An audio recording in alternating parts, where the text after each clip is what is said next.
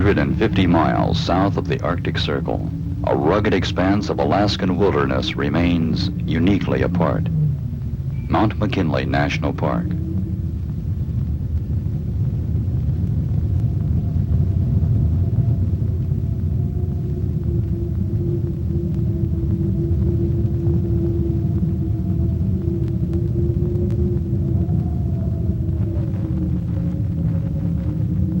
For 9 months of the year, the sun has little to do with this particular corner of the world. At best, it can spare nothing more than an occasional glance.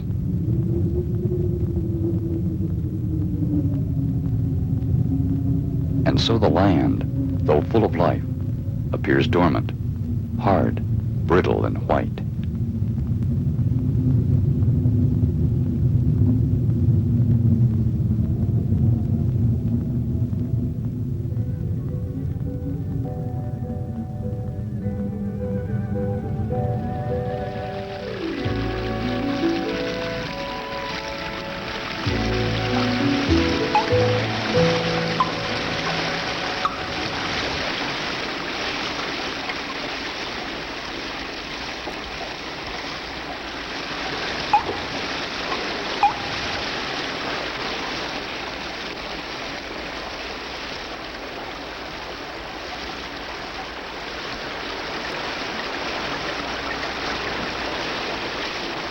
In the month of June, the sun begins to linger, and then to pour its full attention upon the land, like a warm hand prodding the tundra into wakefulness.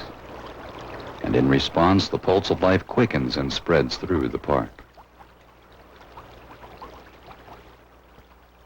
The surge of movement and color is destined to be brief. The summer days are long, but summer itself is a race against the onrushing winter. The land and most of its animal occupants will have just 3 months to renew themselves and their species and to gather strength before winter again slows the pace of life. In this terrain, the thread of survival is thin indeed.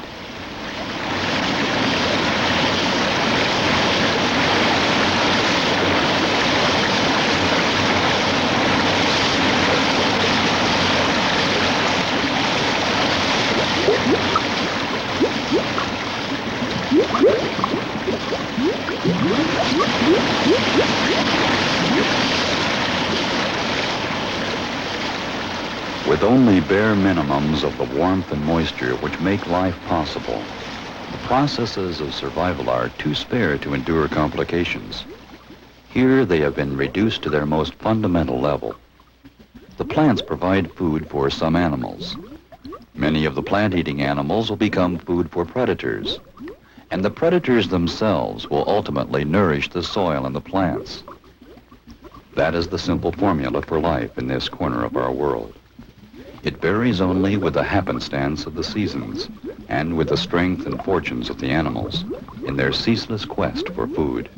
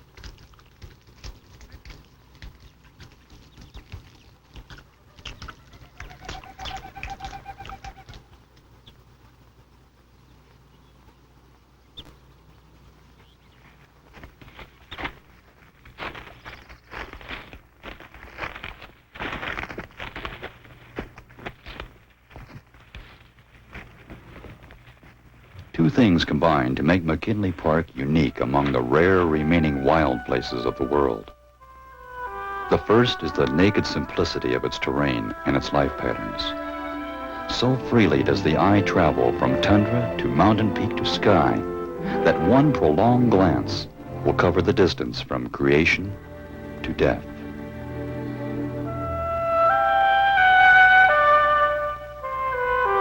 Moving scarcely a step, one can see a fragment of glacier ice, 10,000 years old, transformed to water.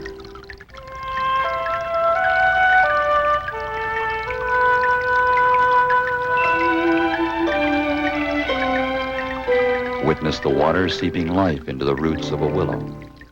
Observe a moose devouring the willow, and watch a grizzly bear add the moose flesh to his own.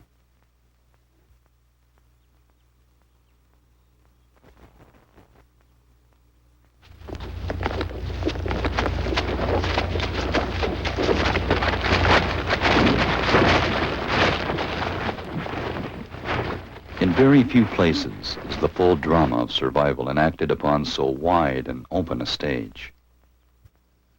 The second ingredient of McKinley's unique value is that its elemental drama, in so nearly pure a form, may be witnessed by a human audience.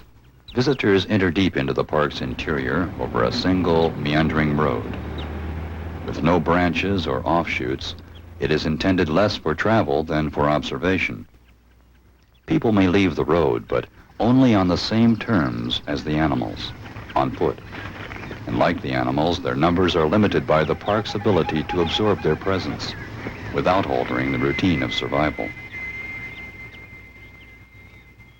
On such terms, the park visitor may view the forces of nature much as they may have been seen by other men 1,000 years ago. If he walks in the right direction, he may in fact reach that intriguing ground which has so lured men through the ages. He may actually step where no human foot has stepped before. The towering mountains and endless valleys of this wilderness, along with its giant inhabitants, inspire awe for their size and power. But the basic miracle of the park, the fundamental substance of its life, is to be found in a miniature world that reaches no higher than a few inches from the ground.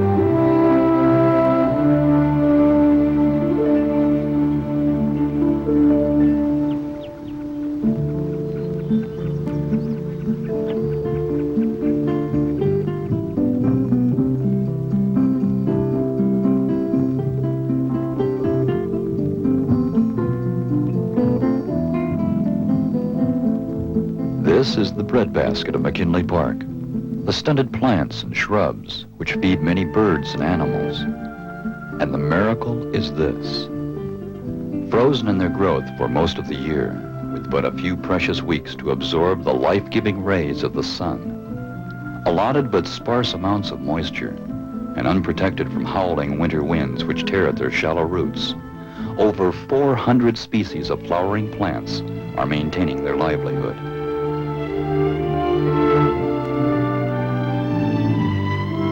The entire structure of life in McKinley depends upon their continued success.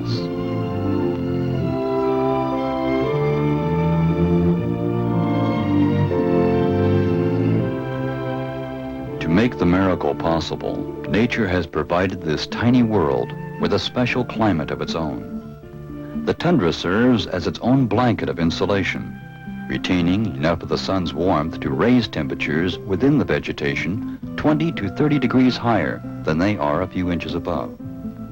And so the harsh battle for survival hangs not on the giants, but the dwarfs, the plants which hug the earth, absorbing its heat and evading the clutch of wrenching winds. The ultimate purpose is simple existence, but there is beauty here too, including flowers so tiny that a bouquet of their blossoms can decorate your thumbnail.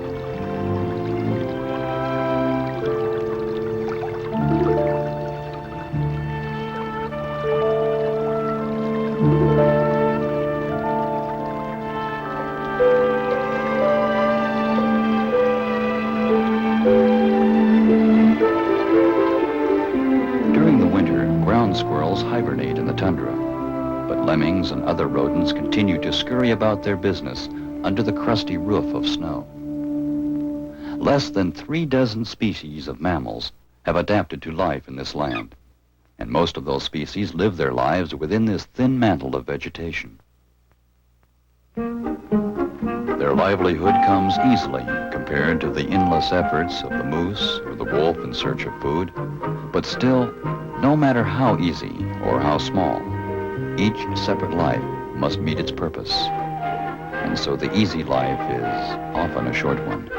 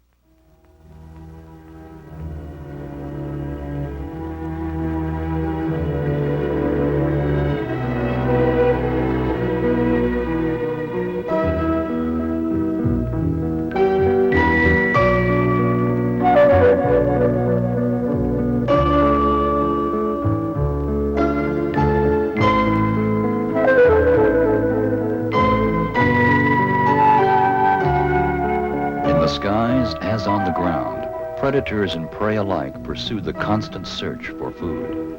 The birds of prey and the berry eaters live their lives to the same end as the grizzly and the squirrel.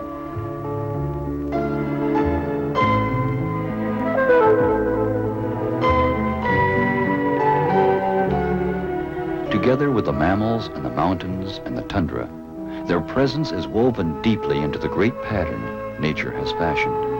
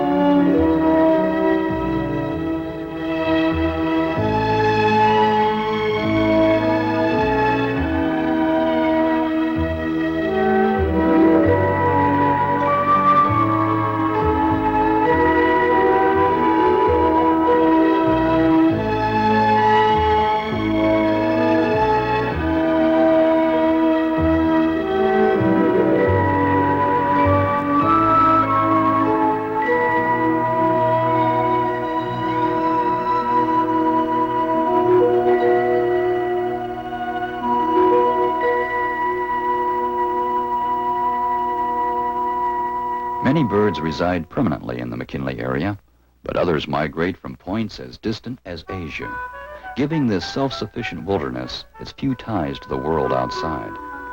A golden plover flies from Hawaii to lay its eggs in the tundra. Its eggs may feed a weasel, adding more life to the park. But an eagle from Montana will feed on weasels, allowing other plovers to hatch and return to Hawaii. And thus, even from so demanding a land, the web of life spreads outward in fine but traceable threads. The intricate structure of life in McKinley Park is clearly seen in the relationship between the caribou and its staple food, the lichen, a tiny rootless plant. The lichen is superbly adapted to the demands of the Arctic, able to lie dormant through the longest and most frigid winters. Then, with the first touch of warmth and moisture, it begins to grow again. But its growth is glacially slow. A single plant requires as long as half a century to regenerate itself. And so the caribou, which thrive on lichen, could quickly destroy their food supply by overgrazing.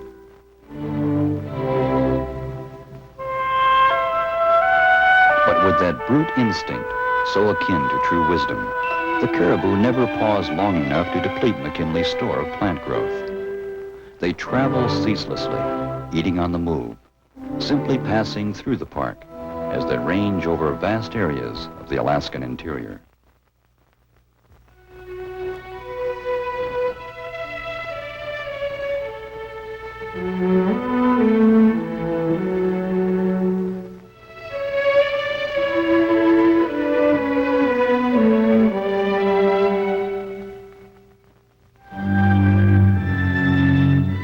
During their brief visits, some caribou become food for other residents, such as the grizzlies and the wolves.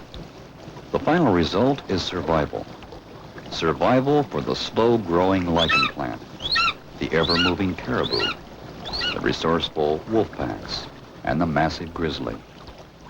Nature's life-giving compromise between time, space, cunning, and power.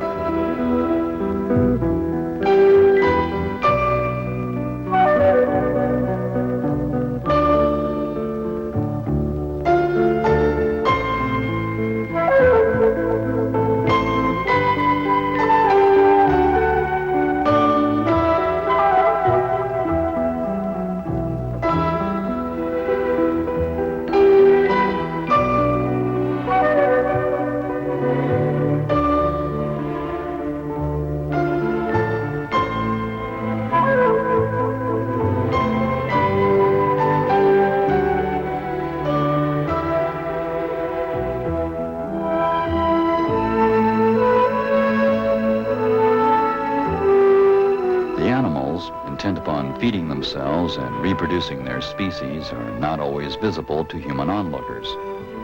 Their movements are guided only by an instinct to live.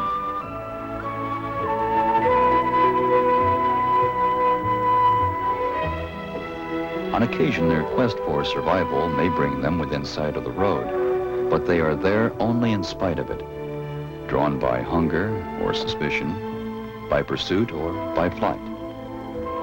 To see them at such times is to catch a rare glimpse of a constant pattern of life.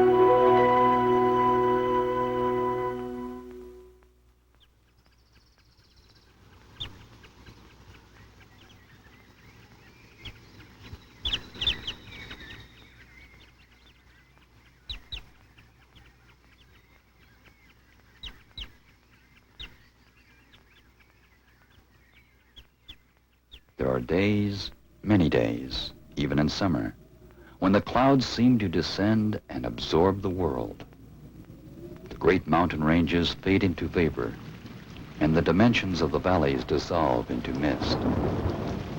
Yet a great sense of magnitude remains, a magnitude no longer seen by the eye, but felt now in the marrow of the bone.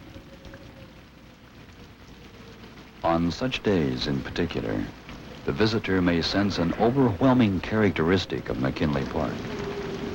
It is the feeling that time, which obsesses so much of our lives, has had little to do with this place. And the fact is that only a few inches of plant growth separates this land from the days of creation.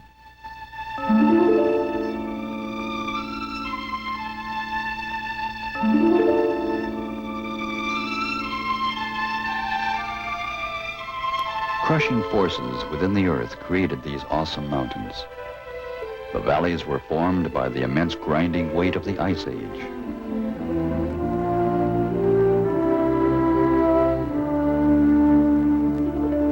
No one can say how many hundreds or thousands of years elapsed before the first seed, perhaps carried by an animal or a bird, managed to take root in a patch of dust.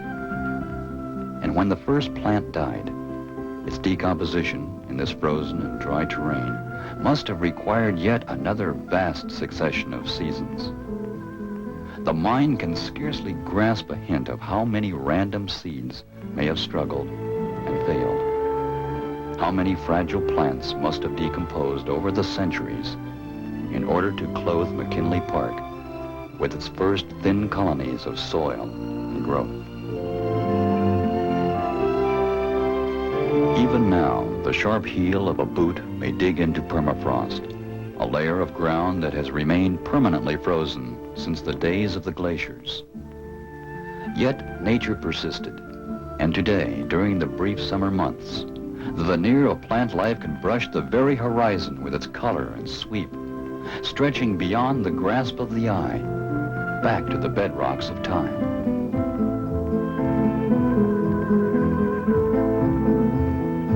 Therein lies the great lesson to be gained from Mount McKinley National Park. If man will remain content here to watch and to listen, managing his own presence without trying to manage nature, he may find some assurance for his most bothersome doubt.